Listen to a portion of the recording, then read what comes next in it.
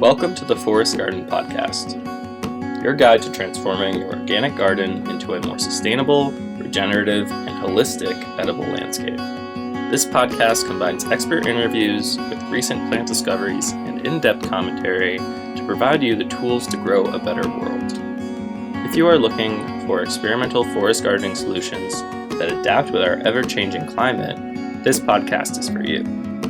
Get ready to dive into jam-packed episodes on perennial vegetables, food forest design, permaculture systems, and much more. Stay tuned for this episode of The Forest Garden with your hosts Ben Bishop and Mike Amato.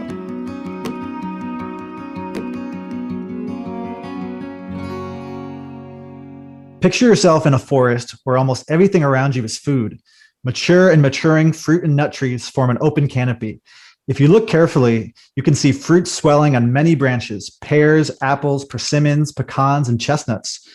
Shrubs fill the gaps in the canopy. They bear raspberries, blueberries, currants, hazelnuts, and other lesser-known fruits, flowers, and nuts at different times of the year. Assorted native wildflowers, wild edible herbs, and perennial vegetables thickly cover the ground. You use many of these plants for food or medicine. Some attract beneficial insects, birds, and butterflies. Others act as soil builders or simply help keep out weeds. Here and there, vines climb on trees, shrubs, or arbors with fruit hanging through the foliage: hardy kiwis, grapes, and passion flower fruits. In sunnier glades, large stands of Jerusalem artichokes grow together with groundnut vines. These plants support one another as they store energy in their roots for later harvest and winter storage. Their bright yellow and deep violet flowers enjoy the radiant warmth from the sky. A passage from Edible Forest Gardens by Dave Jacke and Eric Tonesmeyer. Mike, what are we here to talk about? That was beautiful, man. Oh, man. It's like you're describing what I want my backyard to be. Yeah. Today we want to cover some of the main important facets of the forest garden. And we're not going to talk about everything, but I'd say we're going to talk pretty in depth about the big standouts, the things that we could think of as, what the intro person who knows very little should know before they even start a forest garden. Yeah, I feel like it's a fairly understood and underappreciated form of gardening, and it's easy to basically just attach on and start to build in some forest gardening concepts into like a basic garden. And so we'll probably talk about that quite a bit today. But so to define what a forest garden is, it's kind of difficult without actually going through, the various layers of the forest garden, which is really the key difference between forest gardening and just either doing a garden or just an orchard. Those would be the two extremes, and forest gardening is somewhere in the middle that helps to bridge that gap. So I guess the first place to start is the 7 layers of the food forest. Okay, so it's great to talk about this stuff, but sometimes it's nice to have a visual. So if you're a visual learner, you might want to Google 7 layers of the food forest so you can kind of see what this looks like. But I'll do my best to kind of describe them for you. And that passage we heard in the beginning sort of does a good job at setting the scene. But to break it down further, I guess we'll start at the top. So the canopy, the overstory. So that's going to be the large fruit and nut trees mainly. There are other trees that can be, of course, in a food forest that aren't directly providing food to humans, but to understand the concept, it's great to think of, pecans or American persimmon or, mulberry trees that can grow fairly tall and provide basically the overstory, the maturity of the food forest, but they take a long time to grow. And then underneath the large tree overstory, there can be the canopy understory. So those are also trees or very tall shrubs. So that's going to be smaller fruit trees, nut trees, things like, hazelnuts or peaches, things that can grow. It's going to depend on the climate and the size of the food forest, but those don't tend to grow as tall as the overstory.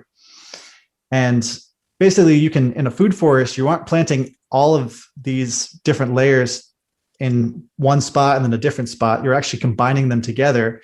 You're integrating these different layers. And because they take up different vertical space, if you can imagine them, a tall tree next to a smaller tree, the smaller tree can nestle in, assuming that it can tolerate some of the shade. So that's, I'm getting ahead of myself. But anyway, so we have the tall overstory canopy, the understory canopy, or also called the low tree layer. Under that can be shrubs. So basically any sort of woody or even herbaceous shrubs that can grow sometimes in the shade of the understory and the overstory, and sometimes these shrubs will be out in the open in full sun. So sure, things like blueberries or autumn olive, if you want to talk about taller shrubs. Currants, there's, fill in the blank. There's tons of options. Herbaceous plants, that can be anything from annual vegetables to perennial vegetables, herbs, pollinator attracting plants, dynamic accumulators, which we'll talk about later. It seems like in most climates, except maybe the tropics, there's your options as you go down from the overstory to the understory to the ground layer start to expand. You have more options to plant in the herbaceous layer than the other three. And then I like to think of the next one in terms of order as the ground cover layer. So, a lot of times in orchards or even sometimes in forest gardens, people forget about the ground layer, which could, there's ground covers that are edible. There's sweet potato greens. There are creeping raspberries that can be a ground cover. Just really low growing plants that will not vine. They will not shade out anything. They can take up a niche that other plants can't take up, or weeds will take up. So you need to plant something in there to prevent weed pressure from happening in your forest garden. Even below the ground layer would be the root layer, so root vegetables. Now that's debatable that you'd call that a layer, because even root vegetables have an above ground portion, and so you could have a root vegetable that's a vine, or a root vegetable that's herbaceous, and that could look very, very different. But I think it's important to mention in the 7 layers of the food forest about the rhizosphere, because if you have different plants with similar root structures that take up the same location in the soil horizons that compete for nutrients and water in the same areas, that's not going to work. So you want to be able to combine compatible root structures together. And then the final layer of the food forest, which I think is a really important one, is the vertical or the vine layer. And I think it's nice to look at it beyond just saying vines, because you can think of a food forest vertically and be growing plants that might be a ground cover, say, but you can grow them and train them up, or you could train trees or shrubs to grow tall when they want to grow wide. So it's a way to design a food forest so that you're maximizing space, because if you have a vine, like a passion flower vine, maypop vine, for example, if you let it will grow along the ground. It's not really the healthiest for the plant, but many of them will grow. But your efficiency is going to be much better if you train that vine up one of your trees, for example, or up a trellis. And so from a 1 square foot area, you can have many, many times that area in leaf area and photosynthetic area, which is going to translate to products and foods and wildlife food. But if you aren't considering that, you may not really have that kind of layer of efficiency.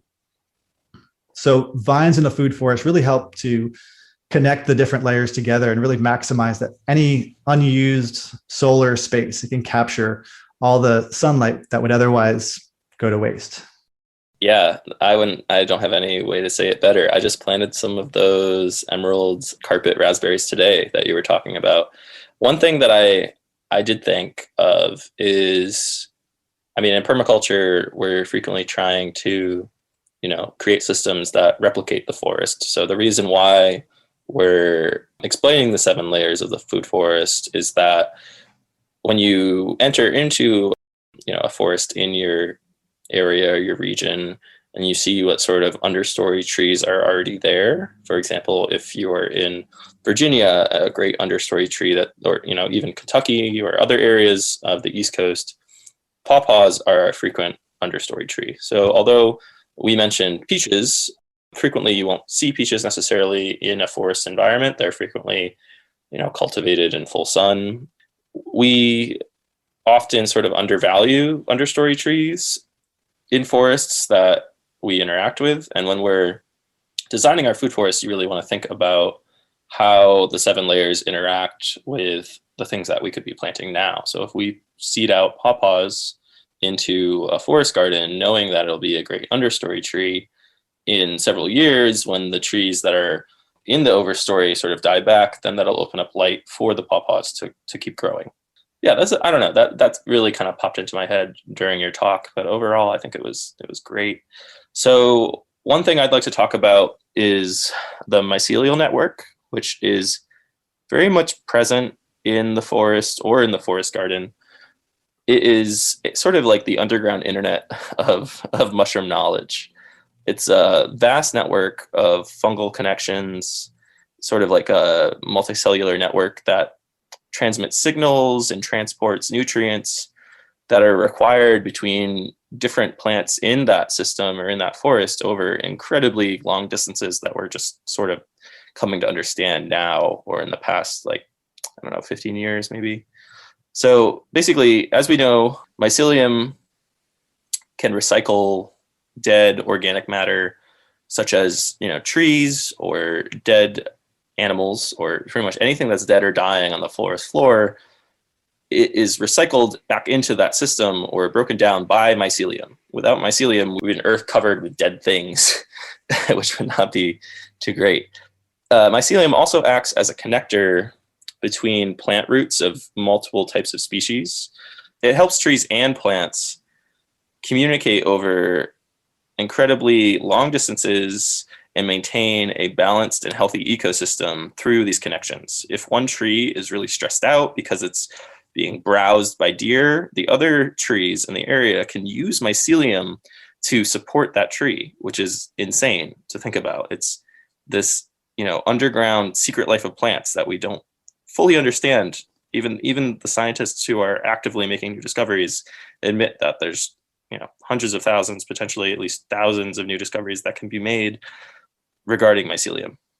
We should think of it as the way that trees communicate with one another, and we should also think of it as sort of an underground structure holding everything in the forest together, sort of like as a giant backbone support system.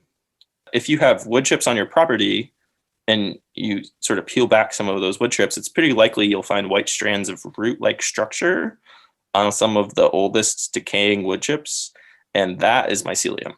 It looks like roots. You might have pulled something back in a wood chip or a decaying area, like with leaves, the old fall leaves, and thought that you were disturbing roots. In fact, it's much more likely to be mycelium, and that mycelium is breaking down that dead brown material, whether it be leaves or wood chips.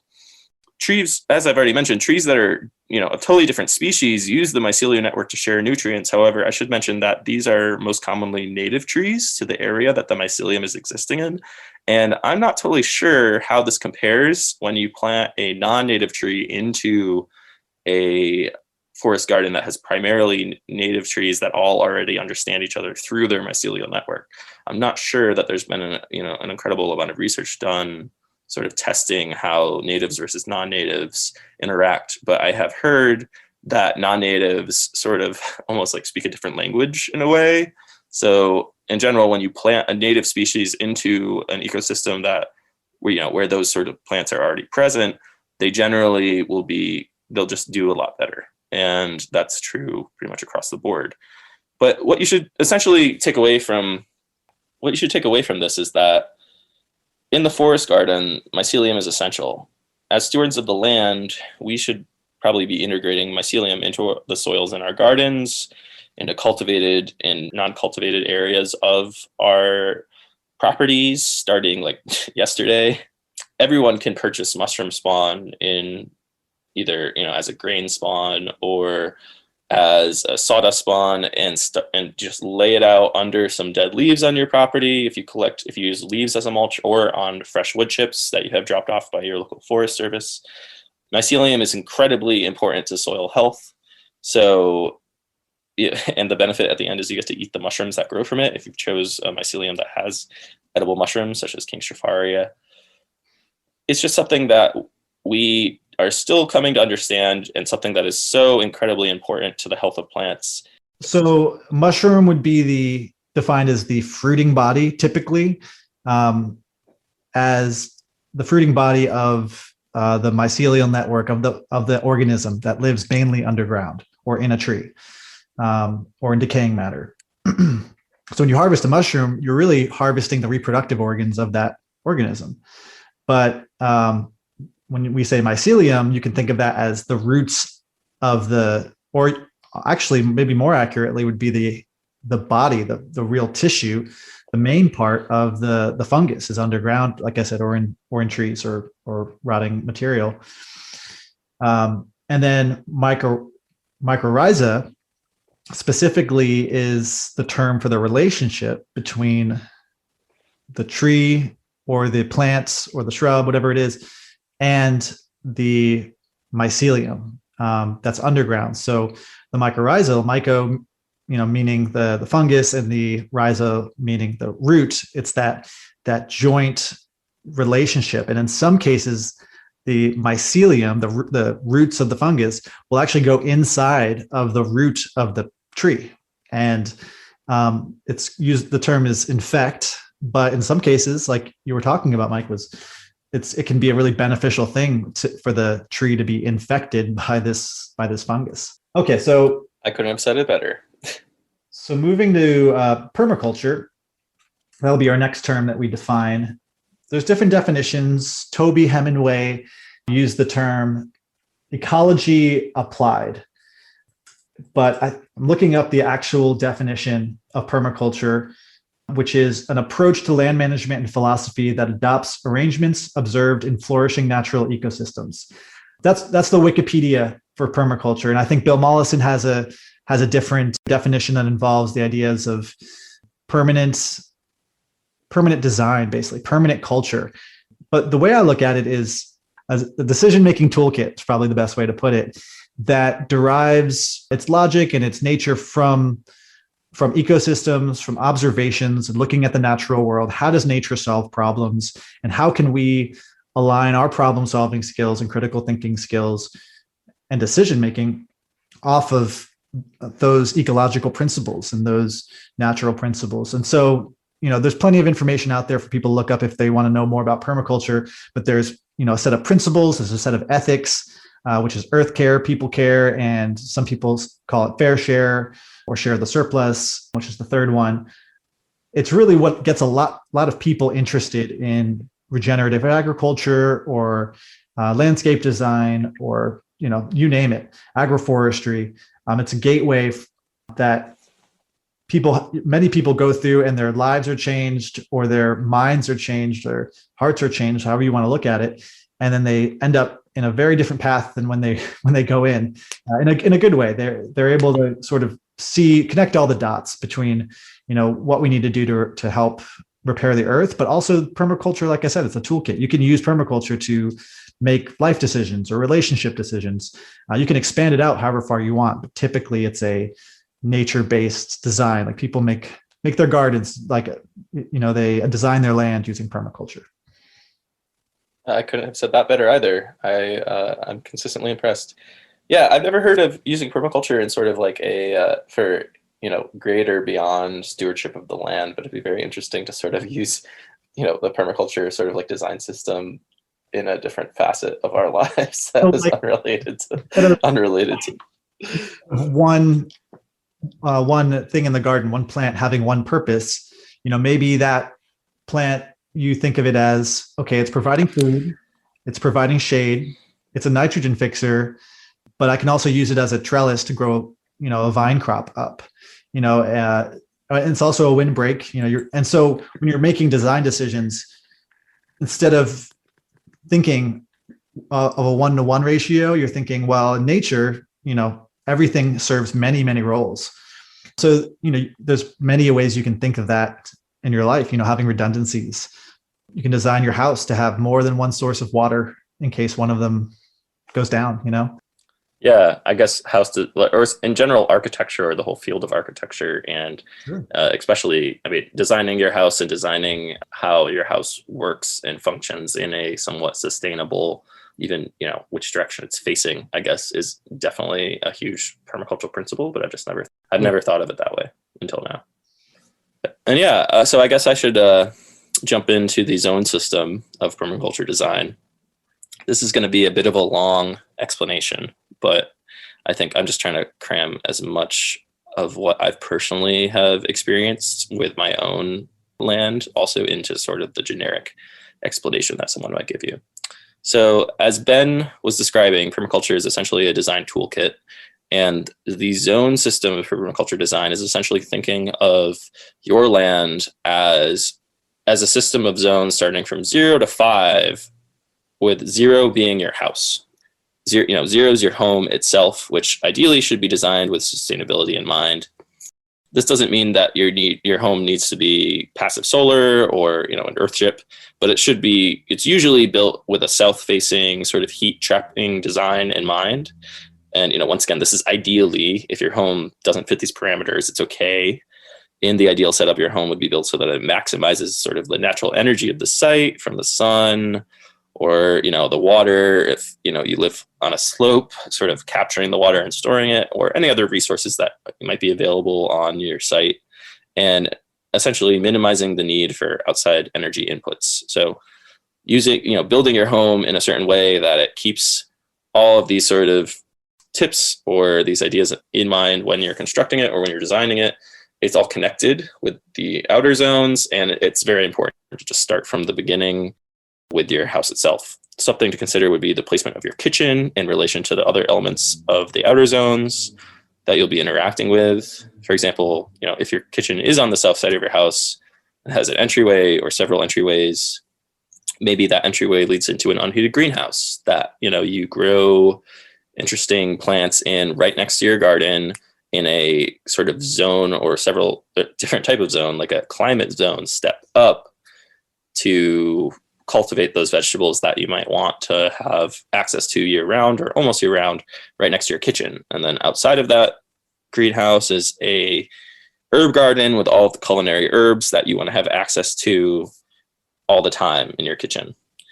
Basically, the whole organization of the design elements of the zone system is on the basis of frequency of either the inhabitants, your use of the different elements like plants or whatever interactions you're going to have on your site, whether that's interacting with animals, like if you have chickens, but it's also based on the needs of those animals themselves and potentially the plants. So if the plants need to be pruned certain times of year, you're probably only going to prune them once a year, so they'll be far out on your property, versus something that needs a lot more management would be placed closer to zone 0, your house. So frequently managed or harvested plants or elements of your design are generally kept within zones 0, 1, and 2. Remember thinking of zone 0 being your house and just moving out from there within 10 to 20 feet per zone from 1 to 5.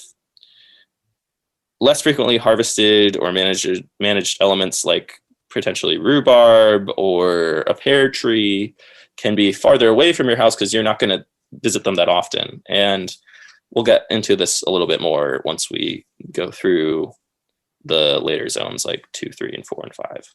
So I started with zone 0, which is your house. Zone 1, zone 1 will be all the things on your property that require frequent attention. Generally the things that you like to eat the most or that require constant care, which I've already mentioned, could be an herb garden, greenhouse, perhaps cold frames, raised beds for your kitchen garden, salad crops that you like to use all the time, or really whatever foods that you like to eat hundreds of times a year, something that you're going to be visiting throughout the entire growing season. If this is rosemary for you, then you'll plant that in zone 1. You'll plant it right up against your house, maybe right outside the door of your kitchen. Another thing to consider is that on the south side of your house will be sort of a warmer microclimate, so you should consider planting tender perennials or plants that are not reliably hardy in your climate, perhaps right up against the south side of your house, or perhaps within 5 to 10 feet of it. Similarly, you should also kind of consider your driveway as a microclimate that can retain heat, assuming that it's stone or that it's asphalt, that it will retain heat and benefit half-hardy plants or trees you're considering in your landscape. For example, figs. I've been experimenting with planting figs in zone 1 and also in sort of the warm microclimate next to my driveway. Generally, everything that you plant in zone 1, you're planting it there because you don't have to walk too far from your house to interact with it. So this is another place that you might put your hen house or your duck palace if you choose to raise ducks. Because early in the morning when you wake up, you're not going to want to, trek 100 feet in the cold to go harvest eggs. You want it to be relatively close to your home so that it's a short journey to get that done, considering you're going to be doing it, perhaps half of the year, or, how depending how many hens or ducks you have. The idea being that you want it close so that you can access it frequently and easily. And you also have to clean it, and, you don't want to have it be out of sight and out of mind. Another thing to consider when you let's say you do have a hen house or a duck palace in zone 1, you also want to have it in a zone closer to your house because of the potential for your chickens being eaten by predators that could exist farther away from your house in sort of the wild zone and perhaps zone 4 or 5. Anything that is closer to your home is also going to be generally more protected by the activity of you and anyone else in the area. So pests like rabbits might be less likely to eat them, etc. So zone 2, moving outwards from zone 1, just think of another 20 feet circle on your property moving outward. Here you would plant things that require less care or maintenance. It's a great place for perennials that only require attention a few times throughout the year, such as blueberries, raspberries, currants, or some perennial vegetables. Perennial vegetables like rhubarb or sorrel exist very well in zone 2. This is also where you might choose to locate a larger scale market garden or a garden that just you're going to visit frequently, several times a week, but not every single day. This is also a possible place for beehives or perhaps a shade garden where you could have things like mushroom production on shiitakes on logs, etc. Zone 3, it really kind of becomes up to you. Zone 3 could be your orchard. You could have peaches or apples. You could also plant your orchard in zone 2. Once again, at this point, it really depends on your needs and the things that you like and the things that you're going to visit the most. But personally, I'd rather have it a little bit farther from my home. Perhaps my compost area would live in zone 3. Zone 3 could be where you plant all of your beneficial and medicinal perennial plants, tea plants, beneficial shrubs, pawpaws. Let's say you want to have a pawpaw patch on your property. It doesn't need to be right next to your house. Pawpaws only ripen once a year, and they don't require very much maintenance at all. You could even push it back a zone. Beehives could also be located here, as well as mushroom production, which I've already mentioned. It's really up to you. Everyone's design will be curated based on their specific wants and needs. And zone 3 also you should think of as like the last space that is a curated space that you're going to be actively visiting. Zone 4 is considered as the sort of semi-wild area of your property. Ideally, you'd have an established woodlands on your property that is perhaps 100 to 150 feet from your house, or somewhat closer. It's just a general, it could be 75 feet from your house. But it essentially is an area that you might lightly manage, but the wildness is primarily kept intact. For example, you might source wild ramp seed and broadcast it throughout zone 4, or do the same with watercress seed or cuttings in wet areas. Those are both natives to the northeast where I live. So planting or broadcasting seed like that would only benefit yourself and the forest. You wouldn't be introducing any sort of invasive species, but it would just be sort of a light management. You're broadcasting seed. If that seed grows, great. If it doesn't, oh well. Beneficial natives should be encouraged, and invasive plants should essentially be avoided. Zone 4 is an area that is meant for foraging and collecting of wild foods, as well as collection of timber and other needed resources in small amounts. Just because it's semi-wild doesn't mean that you can't improve upon this area. bat boxes can be put up to improve bat populations, mason bees.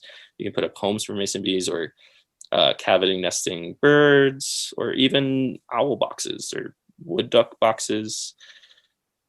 Depending on the nature of the pre-existing natural environment, it'll really kind of craft what you want to put there. If you have a problem with rodents, for example, encouraging barn screech or barred owls or other predatory birds to move into the wild fringes of your property would be a huge benefit to the landscape. If you have problems with, pollination, for example, on some of your orchard trees, creating a habitat for mason bees would also probably be a good move. Furthermore, I guess I'm thinking of my own site. You have to be aware of residents who are already there. You might have wild turkeys, which, wild turkeys are really helpful. They'll eat the ticks on your property. You want them around. You don't want to scare them away. Same thing with bats. Bats eat tens of thousands of mosquitoes, thousands of mosquitoes in an evening.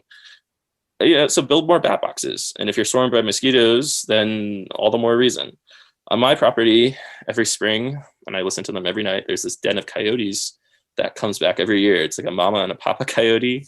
And they have babies every single year in the same area of the zone 4, zone 5 area.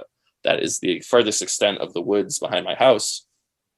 And I want them there. I mean, it's a little scary perhaps for some people to have coyotes in the area, especially if you're a dog owner, but generally they keep to themselves. And one thing that they benefit my landscape, they benefit my landscape by keeping the rabbit population and rodent populations down. Otherwise, I'd probably have a lot more rabbits and, rabbit pressure and vole pressure, etc. And then zone 5 in the zone system is the fully wild area. There's no human intervention. Essentially, you just allow the forest to do its thing and listen to, the coyotes howl while you fall asleep at night. The difference between zone 4 and 5, I generally think of as the edges of the forest. Like, let's say, the whole measurement of 10 to 20 feet per zone, or maybe 30 feet per zone. It's all variable. It all depends on how you interact with your landscape. And so for me, zone 4 is pretty much just the edge of the tree line of the forest, and then maybe 10 feet in, and then everything else is zone 5, because I'm not going to realistically harvest anything from the forest except perhaps once a year in a foraging sort of interaction, farther than perhaps 10 or 15 feet into that forest area, realistically more like 5 to 10 feet in. So these are all considerations that you should take into account.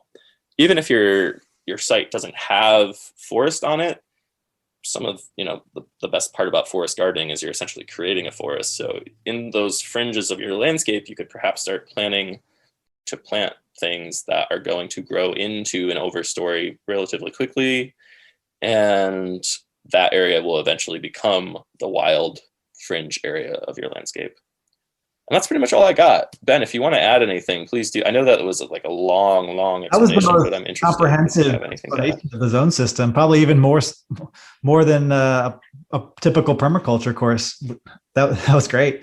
The only thing I would add is I liked how you said, it's not necessarily like strictly distance from your house. It's a matter of frequency of use. So you could have, a zone 3 or something right by your house, like a side yard of your house, because you never go there. And that would be kind of considered a zone 3. But meanwhile, if you have to walk up to your house from your driveway or from wherever you park, and you're walking back and forth, it doesn't matter if it's a bit further away from your house. You're going to see that several times a day. So you're going to be monitoring those plants, seeing if they need water, maybe they need weeding. And so it's not a matter of distance, it's a matter of use, which I think you covered well. And then the other thing is, if you don't have to necessarily have a 10-acre property to make use of all the different zones. I mean, I had a quarter, or more like an eighth actually, in my last house where I had my forest garden.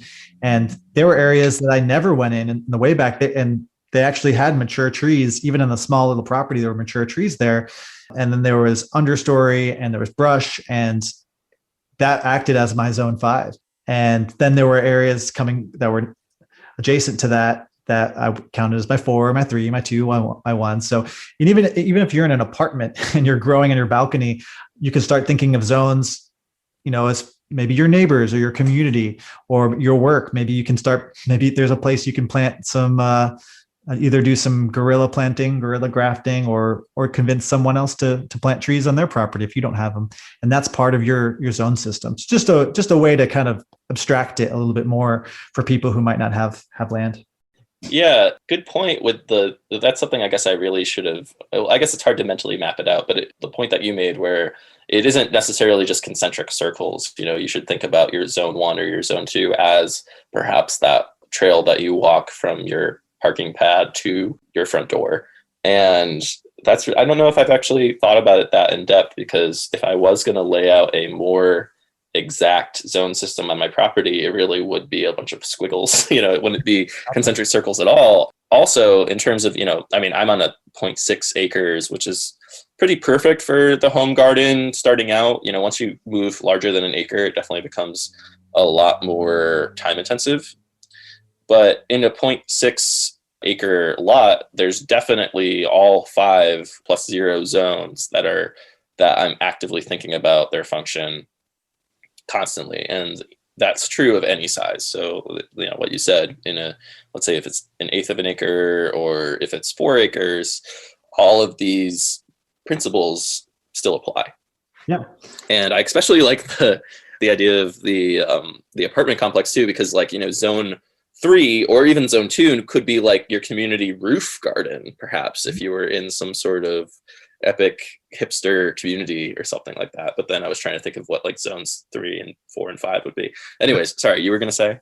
Well, I wanted to maybe try to ask you about something you're doing in your garden. And I'm not sure which zone you would call this, but your hugelkultur bed, that's pretty unique. When you showed me that when I visited, there are plenty of people have been talking about hugelkultur, but I don't see it done too often, at least in the scale that you're doing it. Could you talk about that?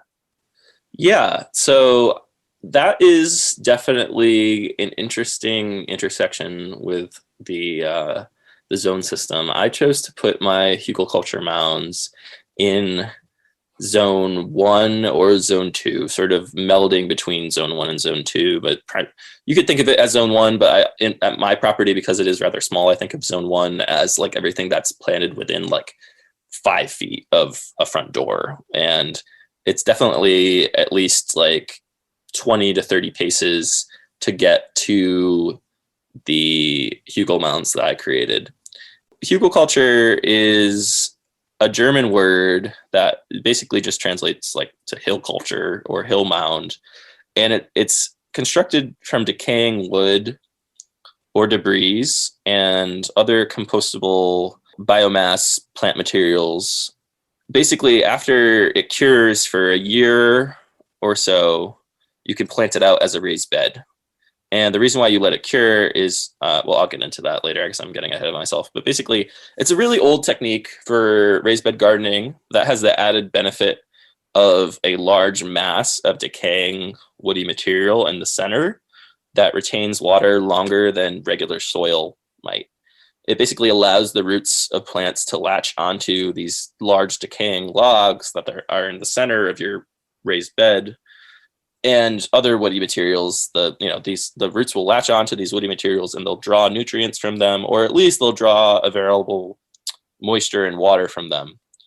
My first encounter, I guess, with hugelkultur was actually in a 3-gallon pot where I planted peppers, and I used old dead sticks from my property to tie them up with to keep them from falling over if it got windy. And then months later, when I removed the sticks, I found that the plants had latched all of their roots onto them, just sucking them dry, because they were just so full. These carbon, even just skinny sticks, they'd stay moist for much longer than the soil would dry out, sitting out on a blacktop, driveway.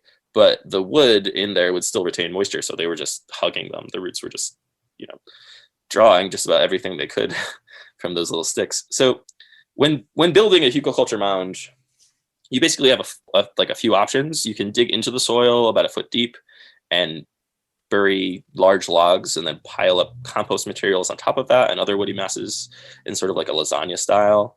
Or you can simply just not dig into the soil at all, which is what I did and would also probably recommend, and then pile logs, like rotting logs and compost materials of all sorts on top of that in a raised mound. And then eventually you top that with several inches of soil, preferably 3 to 5 or more inches of soil on top of it. And then on top of that, you would just put mulch to cover the soil, so it's not bare soil that the sun is just beating down on all the time. The most important thing is to primarily include wood that has already started the process of decay, and wood that is kind of long and large, has a lot of surface area, but it's not it's not broken up into a little million pieces. People use wood chips and just fail horribly. You don't want tons of small logs cut into little pieces. Long, already dead and decaying logs will work best. The last thing you want to do is fill a hole with like freshly cut firewood and freshly harvested woody materials and just cover it with soil. Something to consider is that termites can be an issue if you use wood that is not already decayed or decaying. And in general, you shouldn't put your hugel mound like right up against your house or even relatively close to your house if you have any concern about termites. Personally, I don't have any concern about termites. I kind of double and triple check to make sure that wouldn't be a thing. My house does no like wood to wood contact or wood to ground contact. Termites need like a specific way to get into your house, and in my house that was just not a concern. So I have mine relatively close to my house. I was thinking of them sort of as raised beds rather than as this soil building activity that would exist sort of like far out in my landscape. So your hugel mound doesn't have to be a mound necessarily. It can be a raised bed where you use the principles of hugel mound culture or hugel culture and adapt it somewhat. What I chose to do was use large 25-foot trees with varying diameters of like 3 to 7 inches and stack them to create a frame of a raised bed about like 4 feet wide. And these were 25 feet long, about 1.5 feet, like 1.5 feet high. Then I used wood that was in extreme state of decay to fill the mound, avoiding freshly cut or felled wood. And I put that inside of it instead of on the edges. I used mostly green wood as the support structure along the sides as much as I could. And I used posts hammered into the ground to support everything and keep it in place. Then over the course of the fall and the winter, because I did this in September, I continuously added to the interior with rotting wood, fall leaves, grass cuttings, woody materials, decaying anything from shrubs and smaller trees. Any compost materials for my house, like food scraps, I would add on occasion, but that you generally don't want to do that because it could attract rodents. And I actually sourced a massive amount of coffee grounds from my local coffee shop to add. In the spring, I purchased several yards of topsoil to add to the mounds because you want there to be at least 3 to 4 inches, as I said, on top of soil on top of all of this woody decaying material. And then I had my local Forest Service drop off several loads of wood chips, and I topped it with the wood chips. So basically, by using already decaying material and starting in the fall and letting the hugel culture mounds get rained on and snowed on all winter long, you've already started curing your mound for planting in the spring. Otherwise, if you were to do this perhaps in the summer, or if you used wood that wasn't so old, you would have to wait to plant anything into it because it's unlikely that your plants would really enjoy that first year of being planted into this very strange, highly active carbon, nitrogen stealing environment. Be very hot. So yeah, it would get hot. It'd be composting down, and it still can be hot, but basically you want to start this project in the fall and then top it in the spring and then plant it out. And you might want to plant a cover crop like alfalfa and then get rid of that alfalfa, put it back into the soil to benefit a big nitrogen boost. Because so like I made mine as a secure raised bed, and I didn't have to plant a cover crop like alfalfa to secure the soil into place. That's another thing that it does via its root systems, like as a sort of soil stabilization thing. It was less of a concern for me. That said, your first year, all of this, it still might be sketchy. Then the first year, the sort of action of all this stuff breaking down might not be the best situation for your plants. That's why it's important to put like a big layer of soil on top of all this decaying material. Basically, as a rule of thumb, if you put let's say you put in like 8 inches of all of this decaying leaves and woody stuff, you want to have probably 6 to 8 inches of soil on top of that. The first year might be sketchy, but after the first year, you'll have an incredibly intense super bed that is like way better than Miracle-Gro or any weird fertilizers you might use. Think of this as like this super powered battery that is just going to keep getting better and better and better as the years come. For the first year, the decaying wood might zap nitrogen from your plants. So, that's why I said to put in that nitrogen-rich material like coffee grounds that could act as like a counteractive measure. I would also recommend planting nitrogen-fixing plants or shrubs into the mound, but definitely not trees. The mound is going to sink over time. Certain plants like trees and some perennial vegetables, such as asparagus, really don't like the sinking effect. Others are less bothered by it. So far, I've only planted perennials into my hugel mounds, but you should always just keep this in mind when you're selecting what plants to put in there. Trees should generally be planted alongside your hugel mound, and they'll send their roots into the soil beneath it and benefit greatly from that giant decaying mass. The process of decaying or composting materials beneath your soil layer, as Ben already stated, it will heat up the soil to some degree, which actually may benefit some of the plants that you're planting into it, and some like it better than others. That's also something to look into.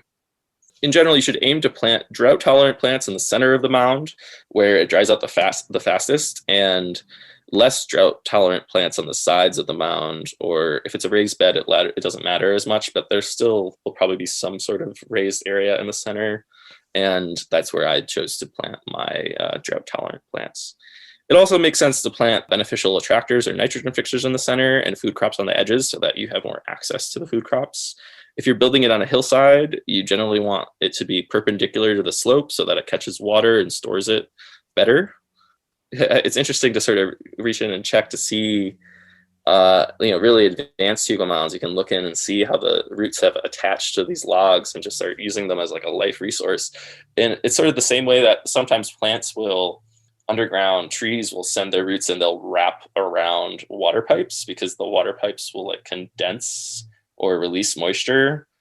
And it's the same concept essentially, except those plants aren't breaking into the pipe and like destroying it over time as they might be with these large logs. So I like to just think of it as a battery, and as the years go on, it holds the charge much better. Sort of the opposite of the consumer battery that is, you throw away after however many uses. Mm-hmm. But yeah, that's my spiel. Yeah, that's exciting that you're trying it out this year. And did you put them in last year? Was that when you installed them? So yeah, I started building them in the late summer and really kind of got them going in the fall. And then over the course of the whole winter and like late fall, I just kept adding, basically you'll just keep adding stuff and it'll lower down, and then you just keep piling it on until you've run out of space to pile. And now they're looking pretty good. They're all planted out and I'm excited. And are you expecting to have to weed less because there's not going to be that much grass pressure coming up through the wood chips, and then also water less because they're going to be the wood chips and the wood that's inside is going to be holding on to moisture for longer, like a sponge?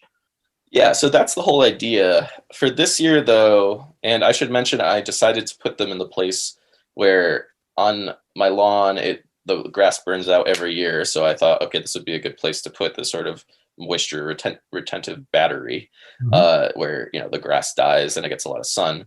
But for the first year, unfortunately, I think I will be watering a lot more than I'd like to. And then in years to come, once it really starts, once it's fully cured and once it really starts to get going in terms of breaking down faster and whatnot, I will probably stop watering altogether. Amazing. And yeah, I look forward to it. I'm not going to irrigate, I don't think I'm going to set up irrigation lines or anything like that, but I'll just probably be paying closer attention to it for the first year. Great. Yeah. The only other I would add in is if you're in an area where you have some slope, you can actually create your hugel mound on a contour, and a contour line, which is really common in a lot of permaculture designs, but really in all sorts of landscape designing, where if it's on contour and you have a slope, when the rainwater runoff hits the hugel culture bed, it's going to spread across that entire length of that contoured bed and soak into the wood and soak into the ground, as opposed to running off site or causing erosion down the slope. Yes, and Sepp Holzer's design, it would be a great one to check out for anyone who's interested in that. A really great example of how he, used hugel mounds to do exactly that in the Austrian Alps. All right, what's next? We've got polyculture next. So a good way to think about polyculture is the opposite of monoculture, of course.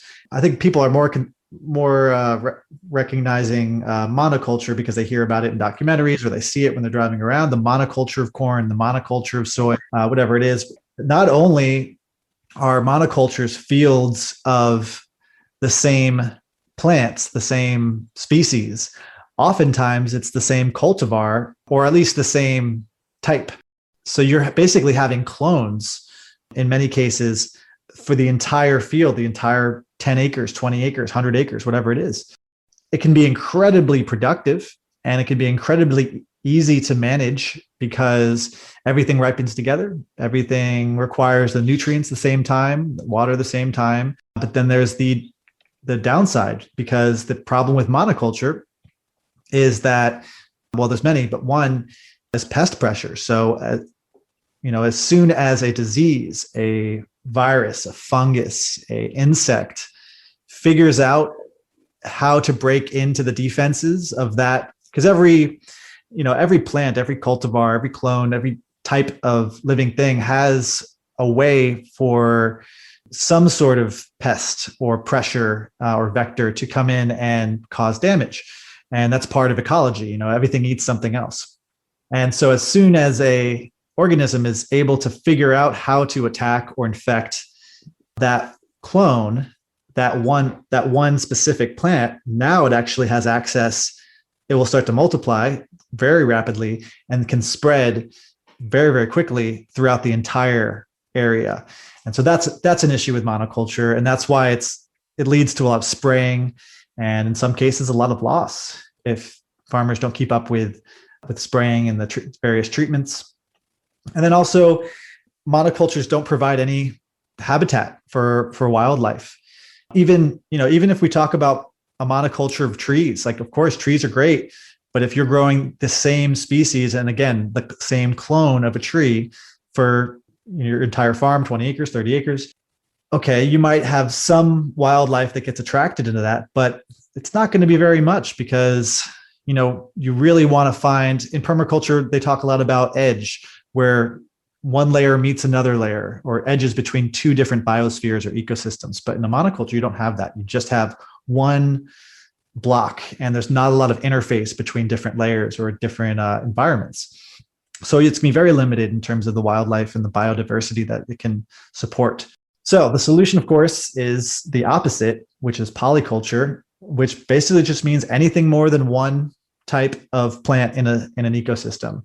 I think in terms of agriculture or in terms of growing food, the first example of polyculture, and I've never actually grown this particular combination before, but it's a great example of what a polyculture can be, is the Three Sisters polyculture. And this is an annual example, but there are perennial examples of these types of polycultures where it consists of, it's a Native American technique.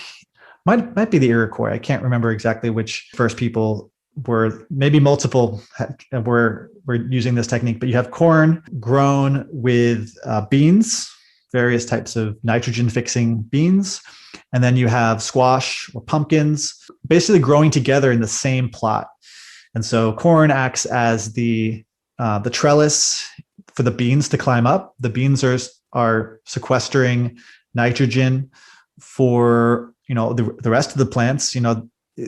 The nitrogen fixing plants use nitrogen for a certain part of the year, but they release it during other parts of the year. Throughout the seasons, it's actually going to be a net benefit to all the other plants to have nitrogen fixers in the system. But in this case, we're talking about beans, and they fix nitrogen into the ground for the surrounding plants to use. And then the squash or pumpkins or anything from the Cucurbitaceae family usually have very wide, thick leaves that can cover the ground and keep moisture in and keep the weeds from coming up. And so the benefits of this system, this combination, is not only, do you get the benefit of the nitrogen and the mulching effect of having the squash or pumpkins around, but also in the same area, it's very likely that you're going to get a higher, what's called, in science, they call it the LER, or the land equivalency ratio, where if you were to grow those three things separately and that same piece of land,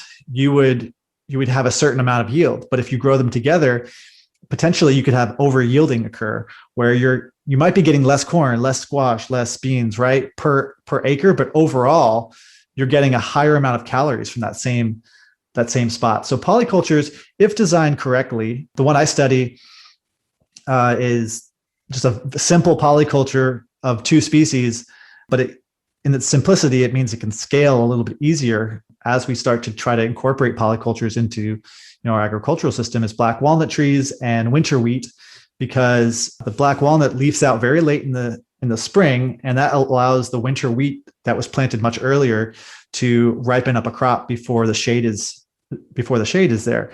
And so that's just two species, but you could be putting hay or other species during the summer after the wheat is harvested. And even that is so much better than just walnuts with bare ground underneath or a monoculture of just wheat. You're going to see novel ecosystems starting to occur in those polycultures. But if we were to look at the extreme case, which is a very good extreme case, which is multi-strata agroforestry, which is a food forest, that's also considered a polyculture because you have not one, not two, but 7, 100 different plants in one area. And if designed correctly, like I was saying before, they can be productive and actually a lot more productive than monoculture systems. But of course, on the flip side, if they aren't designed carefully or managed properly, they can be very unproductive and actually, potentially have a lot of competition between the different plants.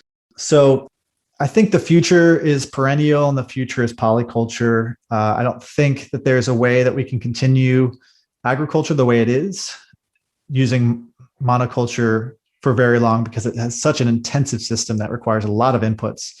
And like I was describing with the Three Sisters technique, by incorporating more species, not only is it good from a biodiversity standpoint, but it also is going to fill some of those inputs. So we might not need as much fertilizer or as much water as we otherwise would. From a gardener perspective, from someone who's trying to use polyculture, what does that look like? Well, you don't have to plant out this dense multi-strata food forest. It could just, if you want to incorporate some of these ideas of polyculture, you could be planting maybe you have a raised bed, maybe you have a section of your yard that you use for gardening, maybe trying to increase the amount of species and not just, annual vegetables, but maybe starting to plant some blueberries around the edges of your garden, or on the north side, planting some Jerusalem artichokes or sunflowers or something that can provide you with some food, but that's going to increase the diversity, increase the layers of your garden, but also provide, biodiversity for wildlife and actually increase the efficiency of how you use your land. And then I guess I should also dive a little bit more into one of the things I just mentioned, which is the nitrogen fixation aspect. So nitrogen's all around us. Nitrogen is in the air. It's the main component of air. And unfortunately, there's this issue, right? There's this issue of plants really need nitrogen. And there's nitrogen in, let's see, I'm not a chemist, but I think it's nitrous oxide in the air. And there might be some free nitrogen as well. But there's a form of nitrate and nitrite in the soil that the plants will use up. And it's a limiting factor. Some soils are very depleted of nitrogen, but the plants need that to grow. Plants use nitrogen to form the proteins in their structure. And it's important for vegetative growth of the plant. And so if you don't have enough nitrogen, you're not going to have healthy plants. So how does the nitrogen from the air get into the soil? And that's through bacteria. There's species of bacteria that can convert that process, that air form into the soil form, right? To break it down in a real simple way. And humans can do that too. We've figured out how to convert the nitrogen that's in the air into the form that we can use to feed our plants through the Haber-Bosch process, the Haber-Bosch process. But it's incredibly energy intensive. It takes a lot of energy to do that. And we're not really sure. I don't think anyone really knows specifically how bacteria are able to do it on a much more efficient scale. It's pretty amazing that there's bacteria that can do that. And maybe I think life as we know it would not be the same if they didn't have that magical little property. So to utilize that in our gardens, instead of needing to fertilize like a typical gardener would, and yes, composting is great. Yes, using organic fertilizers can be very helpful, but we can start to think about other ways to provide plants with nitrogen. And thankfully, there are plants that we can choose to incorporate in our system. And almost on every one of those layers that we talked about originally, you can go through and find nitrogen fixing trees or nitrogen fixing shrubs. And that would mean it's a species that forms an association with that species of bacteria. And by doing so, it's going to start increasing the amount of nitrogen that's in the system. But the key is this: whether you're using a tree, a shrub, herbaceous nitrogen fixer, a vine, like some sort of legume, pea vine or shrub, the key is that the nitrogen fixers are not so generous that they're fixing the nitrogen just to help for the benefit of all of the plants around them. They're doing it for themselves because they figured out, hey, I can grow. I don't need anyone else's nitrogen. I can grow my own. So these plants are important in the system, but we've got to manage them because on their own, they'll give up a little bit of their nitrogen in terms of like the leaf litter that falls in the ground or through the root exudates that are giving up some nitrogen as they decay. But if you have nitrogen fixing plants in your system, whether that's a mimosa tree or it's a pea shrub or pigeon pea or sea buckthorn, there's so many different ones to really use that nitrogen and spread it to the plants around them. You can let nature do its course, or you could do chop and drop, where you're cutting down the branches at certain times of year, usually during the active season in some cases. I don't know all the different species, the best time to do chop and drop, but really when there's a lot of nitrogen in that green leafy tissue, you can chop it and drop it, as they call it. And you put those prunings, those branches or the leafy material, whatever it is, around the root system of the trees that you want to support. And that's a way to kind of fertilize using nothing but the air, basically, because that nitrogen is coming from the air. But you have to be careful, because if you just chop and drop and throw it around your trees, what's going to happen to that nitrogen? How do you know that nitrogen is going to go into your soil? Because it's going to it's the other possibility is it dries out, it decomposes, and it floats up to the atmosphere. So some people like to feed the prunings or the plants, the nitrogen fixing plants, to their animals, and then the animals deposit that nitrogen into their manure, and that is less likely to off gas in the atmosphere. But the other way to do it is to just make sure that you might once a year you do your chop and drops, and you spread that leafy material or that woody material around your trees and shrubs or the plants that you want to fertilize, and then mulch over them if you can if you have wood chips, if you have, it may just mean you have to pile a lot of those prunings to make sure that maybe 50% of them don't off gas. Whatever is closest to the soil, the worms can get to, the arthropods can get to, and break that down so that the nitrogen goes into the soil and doesn't go up into the atmosphere. I mean, even if you don't try to do that mulching process, you're still going to get what's called root dieback. So let's say you have your nitrogen fixing autumn olive shrub. If you're pruning that hard every year and it's regrowing, every time you prune it, it's going to then self-prune some of its root mass to keep in balance. And as that root mass dies, it's releasing nitrogen to the plants around it. So that's the other way, nitrogen fixing. So you can do the chop and drop. You can let nature do its course and not touch it at all. Or you can just prune it and let the biomass just kind of decompose, but that root biomass is going to feed the plants around it. Okay, that was a lot of information. I guess the other thing that we want to define here, and Mike, chime in if you have anything for beneficial attractors. We want to, in permaculture and in forest gardens, we want to consider ecosystems and not just food, right? Like in gardening, we think we're growing for food, or we're growing for ornamental purposes, landscaping. But I think it's really important to consider ecosystems. And a lot of people want to do what's right. They want to attract hummingbirds to their property and butterflies. But even more than that, we want to have ecosystems that are unseen, like whether that's microbial ecosystems. But usually when we're talking about beneficial attractors, we're talking about things that are going to, it's good for wildlife, it's good for biodiversity, but it is going to come back to a benefit to us. But it's kind of a win-win situation. So a beneficial would be something that is either pollinating, as you attract it into your system, it's pollinating the crops that you're trying to grow, the plants you're trying to grow. And some things suffer smaller fruit set or no fruit set if there's things aren't pollinated, like you mentioned, mason bees.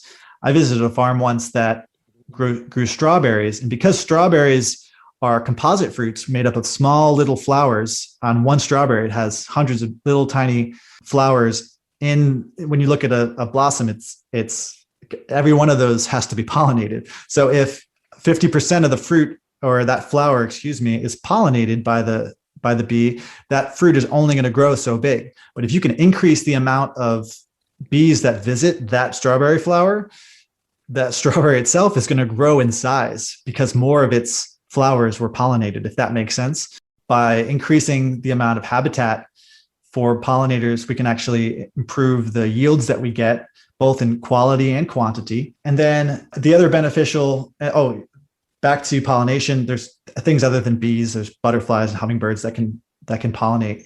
But then there's also attracting insects that can provide other benefits, like parasitoid wasps that lay eggs in cabbage worms and other plants or other pests. And so if we plant things that are in the umbel family, so dill, Queen Anne's lace, they're going to be attracting insects to our gardens that are going to have these ecosystem functions.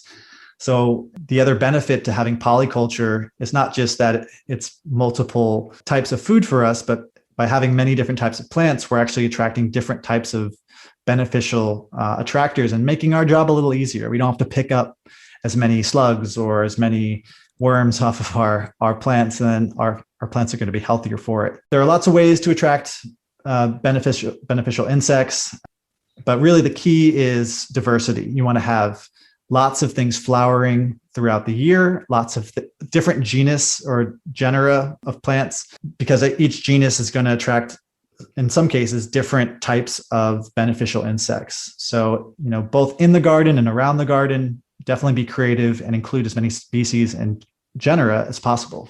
Beneficial attractant doesn't have to be a plant. It can be even just having water around in a garden. A water source can really make the level of insect diversity and birds too just really explode, because especially if you're in a place that gets a lot of drought or long periods without rain, just if you have a bird bath or a small pond or something, like that's going to help quite a bit. Small solutions that can make big impacts.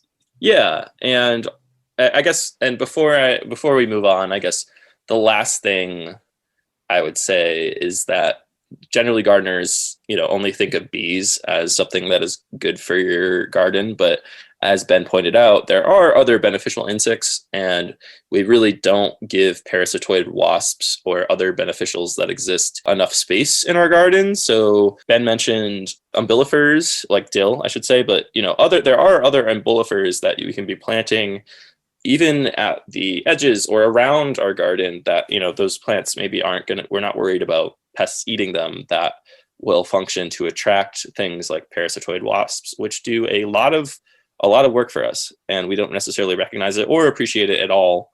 Yarrow is another good one for attracting parasitoid wasps, although it's technically not an umbellifer. It's part of the Asteraceae family. There are a lot of other options out there, like cilantro, parsley, many different plants that can accomplish this. Fennel is another great plant for this purpose. So, let's say if you have a garden filled with brassicas, planting umbellifers like dill all around your garden will benefit you incredibly. And we need to sort of take a more active role in respecting those beneficial insects that do so much work for us, without any, we don't really ask them to do the work. It's just in their nature, which is pretty badass. Anyways, moving on. I wanted to talk about dynamic accumulators, which are somewhat related to some of the things that you talked about, Ben, with the chop and drop sort of management style. Dynamic accumulators are essentially plants that gather minerals or nutrients from deep in the soil, generally via taproot, and store them in a more bioavailable form and in high concentration in the actual plant tissue, like in the greens that are growing above ground. And then we will use them by chopping and dropping them as a fertilizer or a mulch. The idea is that they pull minerals that are not freely available in like the top 2 inches or 3 or 4 inches of soil that most plants, their roots exist within. And not all plants have really deep roots that have it, they might not have like a 10-foot long taproot. They can't necessarily access some of the minerals that are deeper in the soil. And when we chop and drop the dynamic accumulator plant, these minerals become available within the higher layers of the soil as they break down. I should note that this is one sort of area of not necessarily just permaculture or regenerative agriculture, but this is one area that doesn't have a incredible amount of scientific backup, where there hasn't been a lot of studying done, just kind of similar to nitrogen fixation, where we understand that plants fix nitrogen, but there hasn't been like a lot of studying comparing the values of all of the plants, like woody shrubs versus legumes. With dynamic accumulators, it's kind of the same thing, where there hasn't been a ton of research done to back up the real effects of dynamic accumulators, but it's something that's just been passed down from person to person, even before permaculture was, a practice. And it's something that I definitely practice and include, I include dynamic accumulators in my food forest because they're not doing anything bad, certainly. So even if they're not as effective as we give them credit for, they're still very important to include in your forest system, in my opinion. So if you believe in the success of these plants, which, take it with a grain of salt because there hasn't been a huge amount of science backup, the minerals that these plants are mining from deep in the soil are minerals such as calcium, magnesium, potassium, nitrogen itself, among other important minerals and elements. The plants themselves that are synonymous with dynamic accumulation, primarily we think of Russian comfrey first and foremost, which generally is Bocking 4 or Bocking 14, but also running comfreys. The running comfreys can kind of take over your garden, so be careful of those if you're choosing to use one of those varieties. Generally, people think of comfrey, but it doesn't just need to be comfrey. It could also be stinging nettle. Dandelions are dynamic accumulators. Mullein is a dynamic accumulator. Yarrow, valerian, plantain, different types of plantains like Plantago major or Coreopsis, and many others. Like it's a long list. People generally just think like, oh, Russian comfrey, yeah, that's my dynamic accumulator. There's lots of dynamic accumulators out there for you to choose from. If you do choose to include them in your forest garden, I would say generally aim for plants with multiple uses. Comfrey, for example, is the chop and drop mulch plant, but it also is a beneficial attractor. And, it's a big bee plant. Bees love it.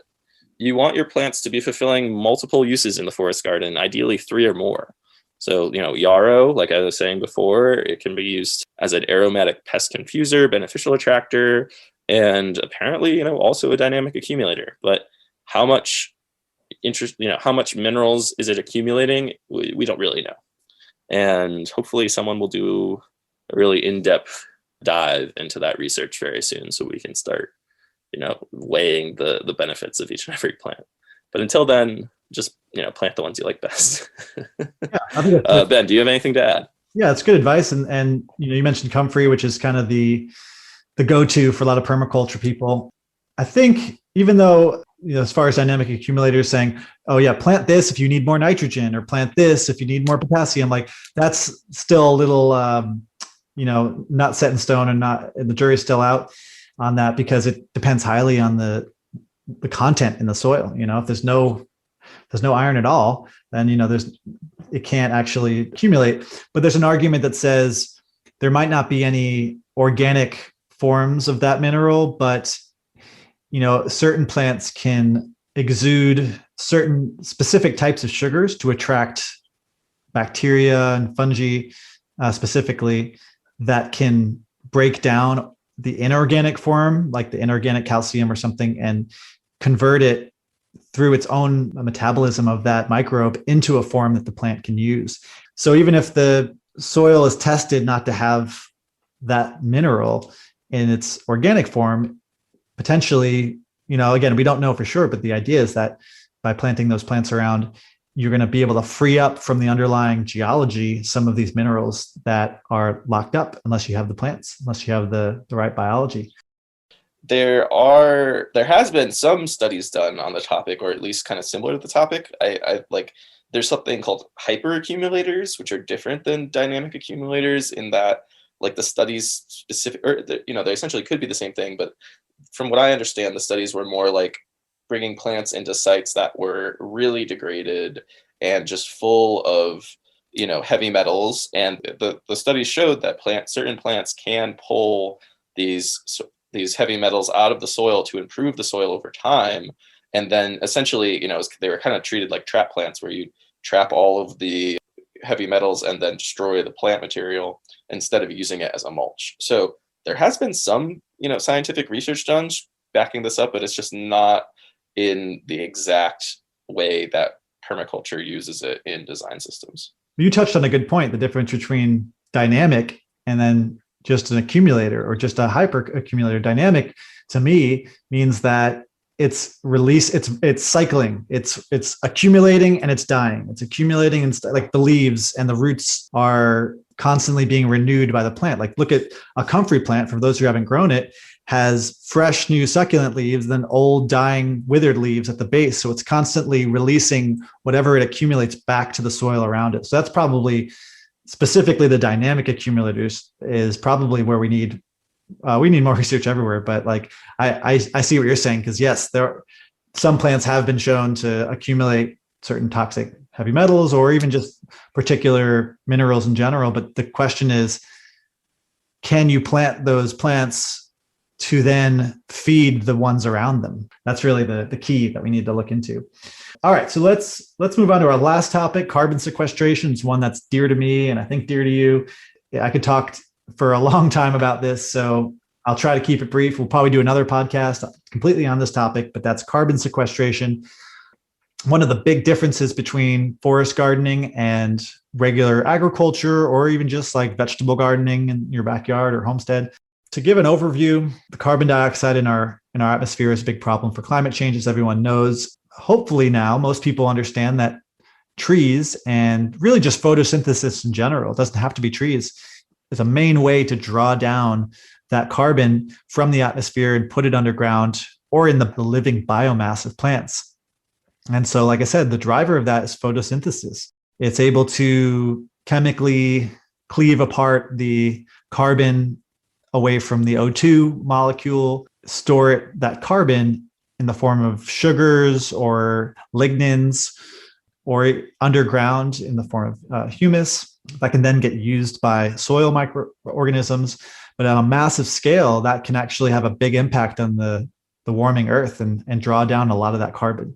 As growers or gardeners or farmers, the real clear way to help with that process is to incorporate more woody biomass on the land. Woody biomass can be trees, it can be shrubs, even just planting raspberries. Every bit of woody biomass helps. And then the other ways to reduce the amount of carbon that is leaving your site is to, if you're someone who does tilling, to either stop altogether or do less tilling, low till or no till. There's plenty of resources out there to look into. And then also just not letting any area of land be bare soil for very long. You always want to have cover, whether that's cover crops or you're just letting nature kind of reclaim for a year the area. So if you're farming or gardening in the same spot every single year, as opposed to just leaving that bare, maybe get some roots in there so that photosynthesis can keep happening. And by doing so on a massive scale, we can help curb the climate crisis.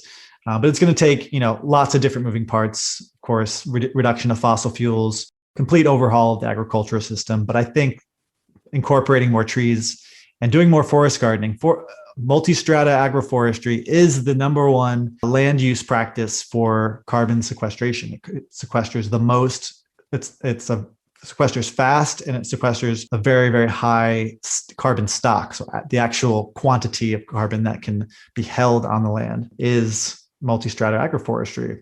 And so it's a really powerful technique. We can't talk about forest gardening or food forest without talking about carbon.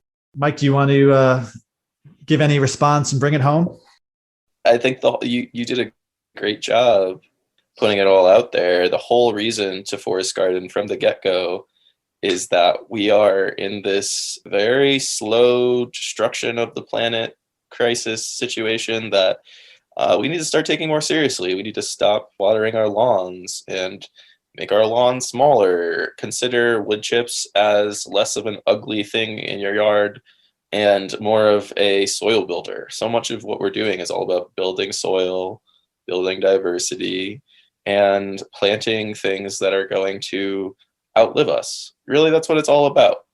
I was thinking maybe to bring it all home, each of us could just sort of do a very somewhat brief explanation of why we got into this in the first place, because I know why I did, and I feel like I've told you quite a bit, but I'm not sure if I know why you did. Like, what was that initial starter? What was your first forest garden foray? Yeah, that's a good question. It was completely theoretical for me. I had never even experienced it before. I picked up the Edible Forest Gardening book by Dave Jacke and Eric Tonesmeyer, and I was reading that before I'd actually even seen one in real life. I think I was just interested in the idea, or the scene in Willy Wonka where they walk into this room and it's like this beautiful paradise where you could eat everything. And that just seemed very fun to me. And I was like, oh, if I could try to plant something like that where something's always in season and everything's edible, that would be very nice. So I looked into all the different types of species and plants, and then ran across that book. One of the best experiences, I can't say that this is the first, my first exposure to it, but really the part where it really clicked for me was I went to Costa Rica and saw some tropical forest gardens in the jungle, where the overstory, there were some avocados, and then the understory, there were mangosteens, and then there were pigeon peas that were fixing nitrogen, and there was root vegetables and sweet potato ground cover. And just, you'd walk through these different areas and it just kept going. There's just so many different species. It was a really beautiful place called Punta Mona. And they do classes and workshops and retreats and stuff. But yeah, a lot of care and deliberate design has gone into that place. And I think I'd maybe gone into some small, young food forests at that point, but I don't think I really got it until I visited that place. And I was like, hey, we could do this in the cold climates and the temperate areas of the world. And then I was able to actually visit a couple places that were doing that. So how about you? What was your aha moment? Well, it's funny you mentioned, I just learned the other day that mangosteen takes if you grew it from seed, it takes maybe decades before it actually starts producing fruit or something, which is crazy because there's mangosteen, I believe, on my sister's property, but I don't know if it produces fruit. And I guess, I should say one of my first introductions to the idea of permaculture or food forestry was sort of completely by accident, just in that my brother-in-law, has been big into it for 10 or more years, but once again, in a climate that is very different from the one that we live in Hawaii. And so I have, ever since I was maybe 14, and I've been visiting my siblings who live in Hawaii, from age 11, and frequently visiting forest gardens that were just the jungle, just people who planted mango trees in the jungle behind their house 10 years ago or 40 years ago, and then moved out and the house was rented to someone else. And it's very common for the edible backyard forest garden to just be a thing at everyone's home in Hawaii, unless it is a new development or something like that. It's just something that comes along with living in Hawaii, and very much that sort of Willy Wonka feeling was in effect. And it wasn't until 2020 or 2019? No, yeah, 2020, during the pandemic, that I saw just a video online of Jonathan Bates being interviewed about Paradise Lot. And I was just like, oh my God, they have an avocado tree in their greenhouse, and they have an unheated greenhouse in Massachusetts that can grow citrus. And what is this? And what is sea kale? And there's perennial vegetables I can grow here that'll provide me food in the same way that my sister's property, they do very little work year round besides intensive mowing and weed whacking, and just have these abundance of food crops of hundreds of different species falling on the roof literally all the time. And I just didn't know that could happen on the East Coast in New England. And here are these people who are doing it, and they're doing an amazing, incredible, inspiring job with it, that it just sort of catapulted me into a whole new world. I think earlier when you said that permaculture can be something that can sort of initiate a big change in someone's life and sort of shift their interests into an entire new career path, that is very true. And finding forest gardening for me was the beginning of what now is becoming an entire new career path of something so remarkably different from what I was doing before. So yeah, I got a huge thanks to Jonathan Bates and Eric Tonesmeyer. Shout out to them. Sure. And shout out, I guess, to my siblings, for my siblings who initially introduced me. And then, yeah, I guess I should mention my grandfather. He had an incredible raspberry patch and orchard. And as a small child, I was, blueberries that are still alive today, 80 years old. And, in the beginning, like the first plants I started planting out were raspberries, because I was just like, why did we not do this sooner? Grandpa's raspberry garden was amazing. We're all lazy people who are too obsessed with their phones. We need to start putting more like edible shrubs in the landscape. And yeah, that's where I started, along with like a rhubarb plant. But yeah. Sure. Well, if you made it this far, to any of our listeners, well, bravo. Packed a lot of information in, so you may have to go back and re-listen if you didn't catch anything. But thanks for listening to the end. You got anything else, Mike? I think we're good. Yeah, this was a crazy episode, just jam-packed with info. Maybe we'll have to split it up into like 2 parts or something. But yeah, expect a lot more, probably specific episodes diving into perhaps, parts of what we talked about more in depth. Absolutely. All right. Thanks for listening, everybody. Bye-bye.